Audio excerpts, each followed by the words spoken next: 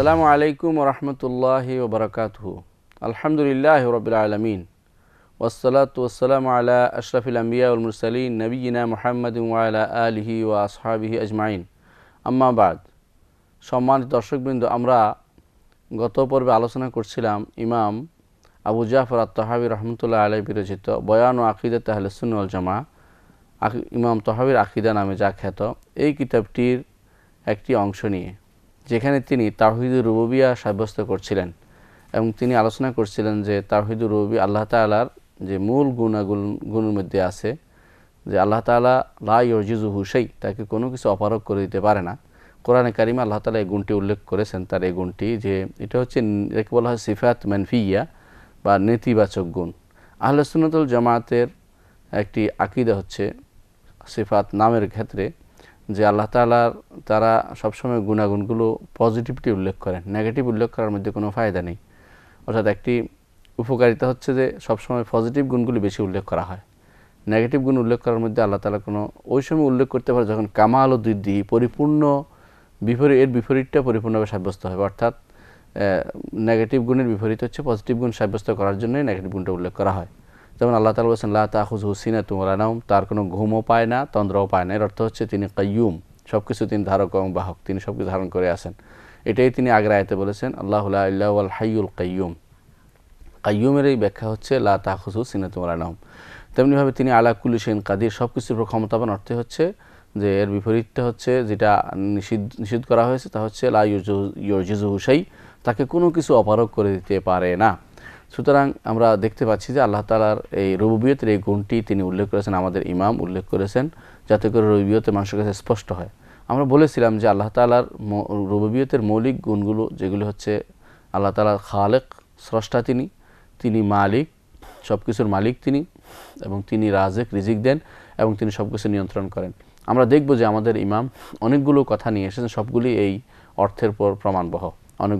অনেকগুলি তিনি কথা বলেছেন। তার মধ্যে প্রথমে তিনি বলেছেন খালাকুম বিলা হাজা, তিনি কোনো প্রয়োজন ব্যতীত, অর্থাৎ তার কোনো প্রয়োজন পূরণের জন্য তিনি সৃষ্টি করেননি, বরং তিনি যে উদ্দেশ্য সৃষ্টি করেছেন সেটা হচ্ছে যে মানুষ যেন আল্লাহর ইবাদত করে জান্নাত লাভ করতে পারে, আল্লাহ সন্তুষ্টি বিধান করতে পারে, সেজন্য তিনি সৃষ্টি করে, তার কোনো প্রয়োজন পূরণ করার জন্য নয়। রাসূলুল্লাহ সাল্লাল্লাহু আলাইহি ওয়াসাল্লাম একটা হাদিসে কুদসিতে এসেছে, তিনি আবু যর রাদিয়াল্লাহু আনহুকে বলেছেন যে একটি লম্বা হাদিসে, তার অর্থ হচ্ছে ইয়া ইবাদি ইন্নী হারামতু যুলমা আলা নাফসি ওয়া জাআলতু বাইনাকুম মুহাররামান, হে আমার বান্দারা, আমি জুলুম আমার নিজের উপর হারাম করেছি, তোমাদের উপর সেটা মুহাররাম হিসেবে ঘোষণা করেছি, যে তোমাদের উপর হারাম থাকবে। ইয়া ইবাদি লাউ আন্না আউওয়ালাকুম ওয়া আখিরাকুম, তোমাদের প্রথম এবং শেষের প্রথম এবং শেষ, ইনস এবং জিন্নাকুম, মানব এবং সবাই যদি কোনো একটা, সবাই আতকা এক কলবের মধ্যে ঢুকে সবাই মোত্তাকি হয়ে যাও সবাই, তারপরেও আমার রাজত্বে কোনো কিছু বেড়ে যাবে না। আর তোমরা সবাই যদি কোনো প্রথম এবং শেষ এবং জিন এবং সবাই যদি ফাজির হয়ে যাও, ফাসেক হয়ে যাও, আমার রাজত্বে কোনো কিছু কমতি হবে না। এটাই আয়াতের ভাষ্য, যে খালাকুম বিলা হাজা, তার নিজের উপকারে আল্লাহ তাআলা আমাদেরকে সৃষ্টি করেননি, আমাদের উপকার করার জন্য, আমাদের জান্নাত দেওয়ার জন্য তিনি আমাদের সৃষ্টি করেছেন। খালাকুম বিলা হাজা রাযিকুম বিলা মাউনা, কোনো কষ্ট ব্যতীত, কোনো রকমের সমস্যা ব্যতীত তিনি আমাদের রিজিক দেন। আমরা যেমন রিজিক দিতে দুনিয়ার মানুষ রিজিকের জন্য হন্য হয়ে ঘুরে, কষ্ট করে, কোনো কিছু কামাই করার জন্য, অর্জন করার জন্য চেষ্টা করে, সেরকম তার কোনো কিছু প্রয়োজন হয় না, তিনি রাজেক। সুতরাং তিনি যেহেতু রব হিসেবে তিনি খালেক ও রাজেক, তিনি আমাদের ইমাম দুইটাই তিনি এই আয়াতে উল্লেখ করেছেন। তিনি একদিক থেকে খালেক, স্রষ্টা, আর তিনি রাজেক, রিজিকদাতা। তারপর তিনি উল্লেখ করেছেন এই খালেক, বা তিনি যে খালেক নামটি তিনি পেলেন, এই নামটি কিন্তু নতুন করে নয়, বরং এটা তার প্রাচীন নাম। এটাই হচ্ছে আউয়াল, তিনি প্রথম থেকেই তিনি, তার সাথে এই গুণগুলি আছে। তিনি যে সত্তা, তিনি যেমন প্রাচীন সত্তা, তার সত্তার সাথে তার গুণগুলিও প্রাচীন। আল্লাহ তাআলার সমস্ত গুণই প্রাচীন, তবে তিনি কখনো কখনো সেটা তিনি প্রকাশ ঘটান নতুন করে। তিনি আগে কথা বলতেন, এখনও কথা বলেন। এমন নয় যে তিনি আগে কথাগুলো বলেছেন এখন বলেন না, এখনও তিনি কথা বলেন, প্রতি রাত্রেই তিনি কথা বলেন, যখন তিনি প্রয়োজন তখনই তিনি কথা বলেন, তখন তিনি নির্দেশনা, তখন তিনি জারি করা দরকার তখন তিনি কথা বলেন। যখন আদম আলাইহিস সালামকে বলেছেন ইয়া আদম উসকুন আনতা ওয়া যাওজুকাল জান্নাহ, তখন তিনি কথা বলেছেন। আবার মুসা আলাইহিস সালামের সময় তিনি কথা বলেছেন ইয়া মুসা ইন্নী আনাল্লাহু লা ইলাহা ইল্লা আনা ফা'বুদনি ওয়া আকিমিস সালাতা লিযিকরি। আবার তিনি মরিয়মকে বলেছেন যে যে তোমাকে আমি একটি সন্তান দান করব, যে সন্তান দুনিয়া আখিরাতে দুনিয়া এবং আখিরাত ওয়াজিহান ফিদ দুনিয়া ওয়াল আখিরাত, দুনিয়া আখিরাতে সম্মানিত হবে, এই জিনিস তিনি মরিয়মকে বলেছেন। আবার আমাদের নবীকেও বলেছেন, ইয়া আইয়ুহার রাসূলু কুলু মিনাত তাইয়্যিবাত ওয়া'মালু সালিহান ইন্নী বিমা তা'মালুনা আলিম। আবার এইভাবে আল্লাহ তাআলা যখন ইচ্ছা তখন তিনি কথা বলেন, আবার তিনি তার এই কথা বলার গুণটি প্রাচীন। ঠিক তিনি সৃষ্টি করার গুণটি তার প্রাচীন, সর্বপ্রাচীন। আবার তিনি যখন ইচ্ছা তখন তিনি সৃষ্টি করেন। আমাদের সৃষ্টি করার কারণে তার গুণাগুণ নতুন করে তৈরি হয়েছে এমন নয়, এটা আমাদের ইমাম উল্লেখ করেছেন। তারপর তিনি বলেছেন, লাহু মা'না রুবুবিয়্যা ওয়ালা মারবুব।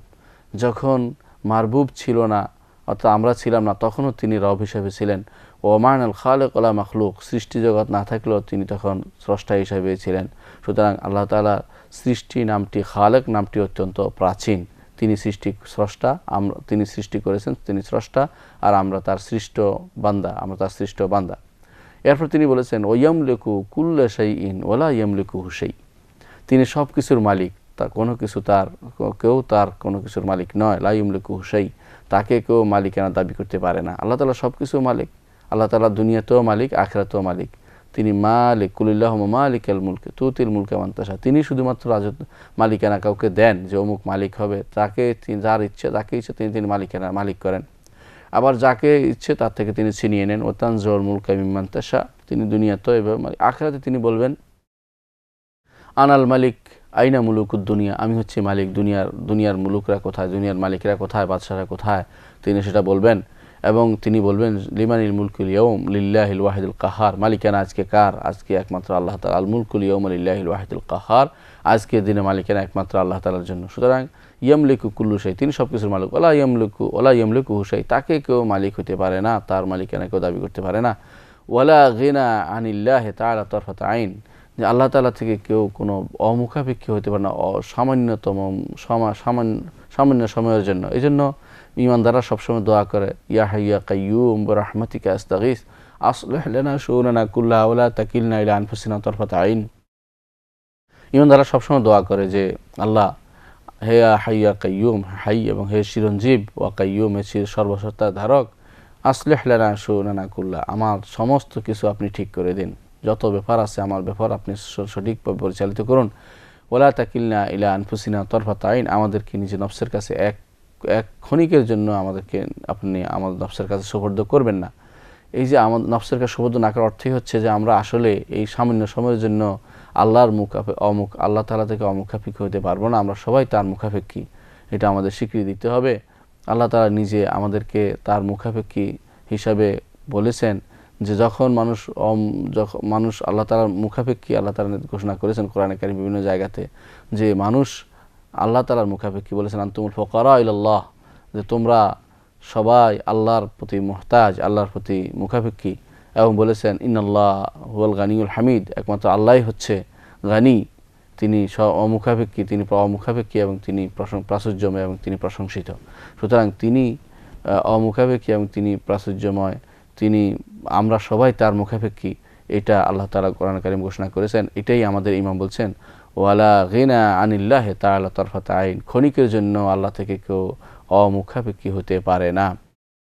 তারপর আমাদের ইমাম বলছেন, ওয়ামান ইস্তাগনা আনিল্লাহি তরফাত আইনিন ফাকাদ কাফারা, যে ব্যক্তি আল্লাহ থেকে ক্ষণিকের জন্য অমুখাপেক্ষী হতে চায় সেই কাফের হয়ে যাবে। কারণ আল্লাহর প্রত্যেকটা ক্ষণ আমরা আল্লাহ তাআলার নেয়ামতের উপর ডুবে আছি। আল্লাহ তাআলাকে অমুখাপেক্ষী হয়ে অন্য কার কাছে যাব? যদি অন্য কারো কাছে ধর্ণা দেয়, সঙ্গে সঙ্গে কাফের হয়ে যাবো। আল্লাহর নেয়ামতের অস্বীকার যেমন করবো, কাফের হব, তেমনিভাবে আল্লাহ তাআলা থেকে বিমুখ হয়ে অন্য কারো প্রতি ধর্ণা দিয়ে কাফের হয়ে যাব, মুশরিক হয়ে যাব। ওয়াসারা মিন আহলিল হিন, এবং সে যে আল্লাহ তাআলার নাফরমান বান্দাদের মধ্যে অন্তর্ভুক্ত হয়ে যাবে, যারা শাস্তির অনুবর্তী হবে, শাস্তির ভিতরে তারা পড়বে। তার এই জন্য এই আল্লাহ তাআলা থেকে সামান্যত সময়ের জন্য কেউ মুখাপেক্ষী হতে পারে না। সবাই আমরা আল্লাহ তাআলার প্রতি মুখাপেক্ষী। এটাই প্রমাণ করে তিনি আমাদের রবের কাজে হচ্ছে সব সৃষ্টি তার দিকে মুখাপেক্ষী হবে এবং তিনি সমস্ত সৃষ্টির প্রয়োজন তিনি পূরণ করবেন। এরপর আমাদের ইমাম বলছেন, যালিকা বিআন্নাহু আলা কুল্লি শাইইন কাদির ওয়া কুল্লু শাইইন ইলাইহি ফাকির, কারণ এটা এই জন্য যে তিনি সব কিছুর উপর ক্ষমতাবান। কোরআন কারীম আল্লাহ তাআলা বহু জায়গায় কথাটি বলেছেন, ইন্নাহু আলা কুল্লি শাইইন কাদির। বহু জায়গাতে আল্লাহ তাআলা এই কথাটি বলেছেন যে তিনি সব কিছুর উপর ক্ষমতাবান। আর ক্ষমতাবান হওয়ার কারণেই তিনি সমস্ত কিছু বান্দার সমস্ত প্রয়োজন পূরণ করতে পারেন এবং তিনি সব কিছু নিয়ন্ত্রণ করতে পারেন এবং সব কিছু যখন ইচ্ছা তা তিনি বাস্তবায়ন করতে পারেন। এটাই হচ্ছে ফাআলুল লিমা ইউরিদ, যখন তিনি যা ইচ্ছা তা তিনি করেন। ওয়া কুল্লু শাইইন লাই ফাকির, সবাই তার কাছে ফকির, তার প্রতি মুহতাজ, তার মুখাপেক্ষী। কুল্লু আমরিন আলাইহি ইয়াসির, সব কিছু তার জন্য সহজ। ইন্না যালিকা আল্লাহ ইয়াসির, কোরআন কারীমে আল্লাহ তাআলা বলেছেন ইন্না যালিকা আল্লাহ ইয়াসির, এটা খুব সহজ আল্লাহ তাআলার জন্য। আবার নতুন করে তৈরি করাও যেমন সহজ। আল্লাহ তাআলা কোরআন কারীম বলেছেন ওয়াহু আহওয়ানু আলাই, এটা তার জন্য আরও সহজ।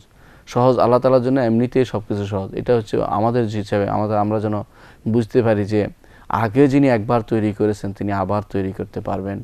এটা একটা, যিনি প্রথমবার তৈরি করেছেন বিনা মিসাল কোনো উদাহরণ ব্যতীত দ্বিতীয়বার তৈরি করা তার জন্য কোনো ব্যাপারই না, যেমনি আমরা বুঝতে পারি। সেজন্য এমনিতে আল্লাহ তাআলার জন্য কোনো প্রথম এবং দ্বিতীয়বার কোনোবারেই আল্লাহ তাআলার জন্য কোনো কিছুই কঠিন নয়। এটা হচ্ছে কুল্লু আমরিন আলাইহি ইয়াসির, সব কিছু তার জন্য সহজ, তার উপর সব কিছু সহজ। তিনি যেটা করতে চান সেটা তিনি করেন। তার কাজের মধ্যে কোনো বাধা দেওয়ার ক্ষমতা কারণেই তিনি যা ইচ্ছা তা করতে পারেন। লা ইয়াহতাজু ইলা শাইইন, তিনি কোনো কিছুর প্রয়োজন বোধ করেন না, কোনো কিছুর প্রয়োজন বোধ করেন না। তিনি রিজিকের প্রয়োজন নেই। আল্লাহ তাআলা যেমন বলেছেন ইন্নাল্লাহু আর-রাজ্জাকু যুল কুওয়াতিল মাতিন, তিনি রিজিক মানুষকে তিনি রিজিক দেন, সৃষ্টিকুলকে তিনি রিজিক দেন, কিন্তু তার কোনো কিছুর প্রয়োজন হয় না। কোনো প্রয়োজনে কোনো কিছু তিনি করেননি। তার প্রয়োজন পূরণার্থে তিনি সব কিছু সৃষ্টি করেছেন, এমন কোনো কথা বলা জায়েজ নেই। বরং আমাদের প্রয়োজন, আমাদেরকে তিনি ধন্য করেছেন সৃষ্টি করে, আমাদেরকে ধন্য করবেন, তার ইবাদতের তৌফিক দিয়ে তিনি আমাদেরকে ধন্য করবেন। এরপরে আমাদের ইমাম বলেছেন ওয়ানুমিনু বিল্লাহি ওয়াল কালামি ওয়া জামিউ মা ফিহি কাদ রুকিম। এখান থেকে তিনি আল্লাহ তাআলার কিছু আফআল উল্লেখ করেছেন, তিনি কি কি করেছেন। তিনি যেমনিভাবে সৃষ্টি করেছেন যেমনিভাবে আমাদেরকে, তেমনিভাবে আমাদের সব কিছু নির্ধারণ করে দিয়েছেন। এবং সৃষ্টি করার আগে, মানুষ সৃষ্টির 50,000 বছর আগ থেকে তিনি কলম দিয়ে সব কিছু লৌহে তৈরি করেছেন, সেখানে কলম দিয়ে সব কিছু লিখে রেখেছেন। কি হয়েছে আর কি হবে এবং কি হতে যাচ্ছে সবই তিনি সেখানে লেখার ব্যবস্থা করে দিয়েছেন। এটা তার কাজ, রুবুবিয়তের কাজ হিসেবে, নিয়ন্ত্রণের কাজ হিসেবে আমরা দেখতে পাই। তিনি লৌহে এবং কলম এবং লৌহের উপর আমরা ঈমান আনি। এর অর্থ হচ্ছে এগুলো আমাদের ঈমান আনতে হবে, কারণ এগুলো রুবুবিয়তের একটি অংশ। ও জামিউ মা ফিহি কাদ রুকিম, এবং সেখানে যা লেখা হয়েছে সেগুলিও লৌহ এবং সেগুলির উপর আমাদের ঈমান আনতে হবে, সেগুলিও রুবুবিয়তের অংশ। কারণ রব হিসাবে তিনি সব কিছু নিয়ন্ত্রণ করবেন এবং বাজেট করবেন, কোথায় কি ঘটবে সেটা তিনি জানবেন। এটাই হচ্ছে স্বাভাবিক বিষয়। এই জন্য রুবুবিয়তের অংশ হিসাবে এগুলোর উপর আমাদের ঈমান আনতে হবে। তিনি আরও বলেছেন, আমাদের ইমাম আবু জাফর তাহাবী রাহমাতুল্লাহ আলাইহি বলছেন ওয়াল মিসাকুল্লাযী আখাযাহুল্লাহু তাআলা মিন আদম যুররিয়াতি হক, দৃঢ় ওয়াদা তিনি নিয়েছেন আল্লাহ তাআলা আদম এবং তার সন্তানদের থেকে, সেটা হক, সেটা হচ্ছে রুবুবিয়তের ওয়াদা। যে আল্লাহ তাআলা তাদেরকে সৃষ্টি করে জিজ্ঞাসা করেছেন, আদমের পিঠ থেকে টেনে জিজ্ঞাসা করেছেন যে আলাস্তু বিরব্বিকুম, আমি কি তোমাদের রব নই? ক্বালু বালা, তারা বলল হ্যাঁ আপনি আমাদের রব। এই যে তিনি জিজ্ঞাসা করার মাসালাটা, সেটা আলেমদের মধ্যে দুটি মত আছে। একজন আলেম বলেন যে তারা ভিন্ন সৃষ্টি হয়ে আল্লাহ তাআলা তাদেরকে জিজ্ঞাসা করেছেন, সৃষ্টি হওয়ার পর সৃষ্টি করে জিজ্ঞাসা করেছেন, তারা বলেছেন হ্যাঁ। দ্বিতীয় আলেমকে বলেন যে না, বরং এটা ছিল মুখের কথা নয়, বরং এটা ছিল তাদের কর্মকাণ্ড প্রমাণ করেছেন, তারা মেনে নিয়েছে সব কিছু। আল্লাহ তাআলা আদম আলাইহিস সালামের পিঠে তারা সমস্ত বনি আদমকে ছিল, সেগুলোকে জিজ্ঞাসা করেছেন আল্লাহ তাআলা, তারা মেনে নিয়েছেন। এর দ্বিতীয় মতটি অনেকে প্রাধান্য দিয়েছেন। যেটাই হোক, আল্লাহ তাআলা আমাদের থেকে অঙ্গীকার নিয়েছেন, এটাই বড় কথা। সে অঙ্গীকার কথা হতে পারে বা কর্মের মাধ্যমে হতে পারে। আমরা আল্লাহ তাআলার সে অঙ্গীকার করেছি যে আল্লাহ তাআলাই আমাদের একমাত্র রব, আমাদের আর কোনো রব নাই। দুনিয়াতে এসে আমরা সেই অঙ্গীকারকে ভুলে গেছি। অনেক সময় সেই অঙ্গীকারকে ভুলে ভিন্ন পথে আমরা পরিচালিত হচ্ছি। আল্লাহ তাআলা এই জন্য কোরআনে কারিমে ঘোষণা করেছেন, এই জিনিসটি আমাদের স্মরণ করিয়ে দিয়েছেন। তিনি বলেছেন ওয়াইজ আখাযা রাব্বুকা মিন বনি আদম মিন যুররিয়াতিহিম, অর্থাৎ প্রত্যেক মানুষ থেকে আল্লাহ তাআলা অঙ্গীকার নিয়েছেন এভাবে, আলাস্তু বিরাব্বিকুম, আমি কি তোমাদের রব নই? ক্বালু বালা, তারা বলেছেন অবশ্যই আপনি আমাদের রব। এই যে স্বীকৃতি, এই স্বীকৃতি নিয়ে আমরা অনেক আগেই দিয়েছি। এখন দুনিয়াতে এসে আমরা সেই স্বীকৃতির সাথে যারা মিশে যাবে, যারা আগের স্বীকৃতির সাথে পরের স্বীকৃতি মিলে যাবে, যারা ঈমান আনবে তারা হবে জান্নাতি, আর যারা পরবর্তী স্বীকৃতিকে অস্বীকার করবে এবং যারা কুফরি করবে বা শিরিক করবে তারা হবে জাহান্নামী। সুতরাং এই স্বীকৃতি মিথাক আল আহদ ওয়াল মিসাক বা প্রাচীন যে আমাদের অঙ্গীকার, সেটাকে আমরা স্বীকার করতে হবে। এই অঙ্গীকার হক আমাদের ইমাম, এটা থেকে বাস্তব ঘটনা, এটা আমাদের ইমাম উল্লেখ করেছেন, সেটাকে আমাদের অবশ্যই স্বীকার করতে হবে। আমাদের ইমাম আরও বলেছেন ওয়াদালিকা মিন আকদিল ঈমান, এই যে যেগুলি ঘটেছে এগুলি হচ্ছে আগে নির্ধারণ করা তাকদীরের একটি অংশ। এই নির্ধারণ করার জিনিসটি পরিপূর্ণভাবে মিন আকদিল ঈমান, ঈমানেরই একটি গুরুত্বপূর্ণ একটি কর্মকাণ্ড বা ঈমানের একটি মৌলিক নীতি। ও উসুলুল মারিফা, এবং এর মধ্যে রয়েছে আল্লাহকে চেনার মূলনীতি। ওয়াল ইতিরাফ বিতাওহীদিল্লাহি ওয়া রুবুবিয়্যতি, আর এর মধ্যে রয়েছে আল্লাহর তাওহীদকে স্বীকৃতি, আল্লাহর তাওহীদ এবং আল্লাহকে রব হিসাবে মানার স্বীকৃতি।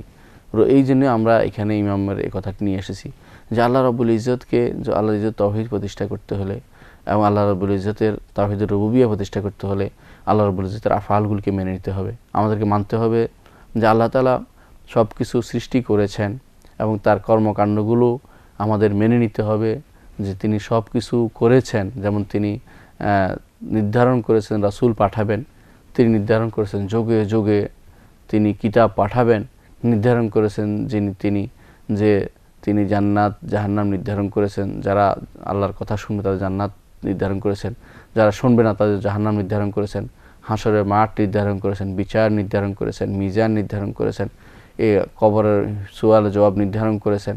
এভাবে আল্লাহ তাআলা যা যা নির্ধারণ করেছেন সবই কিন্তু তার রুবুবিয়তের অংশ। রব হিসেবে তিনি পরিপূর্ণ, তার সৃষ্টি সম্পর্কে পরিপূর্ণ তিনি ওয়াকিফাল। আল্লাহ তাআলার জন্য বলেছেন যে ওমা কুন্না আনিল খালকি গাফিলিন, আমি আমার সৃষ্টিকুল থেকে, আমরা আমাদের সৃষ্টি থেকে কখনো বেখবর নই, উদাসীন নই, কখনো হতে পারেন না। আল্লাহ তাআলা জানেন যে ওয়ালাকাদ খালাকনাল ইনসানা ওয়া না'লামু মা তুওয়াসু বিহি নাফসু ওয়া নাহনু আকরাবু ইলাইহি মিন হাবলিল ওয়ারিদ।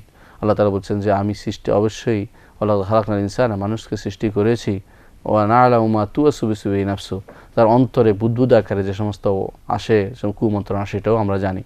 অর্থাৎ তাঁর সৃষ্টির প্রত্যেকটি অংশ সম্পর্কে সম্পূর্ণ ওয়াকিফাল তিনি। সৃষ্টি কী করছে না করছে, কিভাবে চলছে, কিভাবে চলবে, এ বিষয়ে তার পূর্ব নির্ধারিত রয়েছে। এগুলি সবই কিন্তু রুবুবিয়তের অংশ। সুতরাং রুবুবিয়তের অংশ হিসাবে ঈমান বিল কদর আমাদের আলোচনা আরও আসবে। এই রুবুবিয়তের অংশ হিসাবে ঈমান বিল বাস, পুনরুত্থানের কথা আমাদের আগে আরও সামনে আসবে।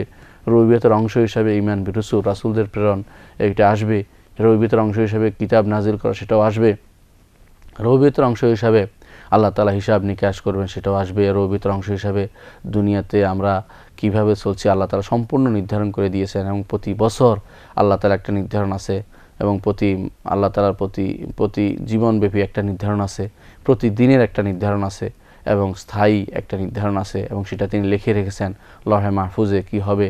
এবং শরীফুল আকলাম শুনেছেন আমাদের নবী যখন তিনি মেরাজ রাতিতে গেলেন, এই জন্য যে লেখা হচ্ছে, এসবই কিন্তু আল্লাহ তাআলার রুবুবিয়ত, তিনি কত মজবুত রব, তিনি কিন্তু কত শক্তিশালী রব তিনি, এবং তিনি একমাত্র রব যিনি সব কিছু নিয়ন্ত্রণ করেছেন।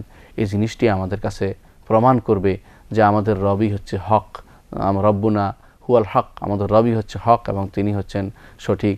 অন্যান্য যে সমস্ত রবকে মানুষ ডাকে সেগুলি হচ্ছে বাতিল, সেগুলিকে ডাকা যাবে না, সেগুলি হক রব নয়, এটাই এখানে প্রমাণ করে। সুতরাং রুবুবিয়তের এই স্বীকৃতি যদি দিতে হয়, আল্লাহ তাআলার সমস্ত আফআলগুলোকে স্বীকার করতে হবে, আল্লাহ তাআলার কর্মকাণ্ডগুলো স্বীকার করতে হবে, আল্লাহ তাআলা আমাদের নিয়ন্ত্রণ করছেন সেটা স্বীকার করতে হবে। সুতরাং আমরা ঘুরে ফিরে একই কথায় আসলাম যে আল্লাহ তাআলা, একটি কথায় আমরা আসলাম, ইমাম যে কথাগুলি বলতে চেয়েছেন এখানে, সেটা হচ্ছে যে আল্লাহ তাআলা তিনি আমাদের নিয়ন্ত্রণ করেন, তিনি আমাদের রিজিক দেন, তিনি আমাদের মালিক, এবং তিনি আমাদের সৃষ্টি করেছেন। এসবই আমাদেরকে স্বীকার করতে হবে। এই চারটি জিনিস যদি স্বীকার না করি এবং আল্লাহ তাআলা আফআলগুলিকে স্বীকার না করি, তাহলে আল্লাহ তাআলার রুবুবিয়ত আমরা স্বীকার করলাম না। আমাদের প্রত্যেকের উচিত এই রুবুবিয়তের স্বীকৃতি দেয়া এবং চারটি বস্তুর স্বীকৃতি দেয়া এবং আল্লাহ তাআলার আফআলগুলোর স্বীকৃতি দেয়া যথাযথভাবে, যেভাবে আল্লাহ তাআলা আমাদের জন্য ফরজ করেছেন। আল্লাহ আমাদেরকে বোঝার তৌফিক দান করুন। আসসালামু আলাইকুম ওয়া রাহমাতুল্লাহি ওয়া বারাকাতুহু।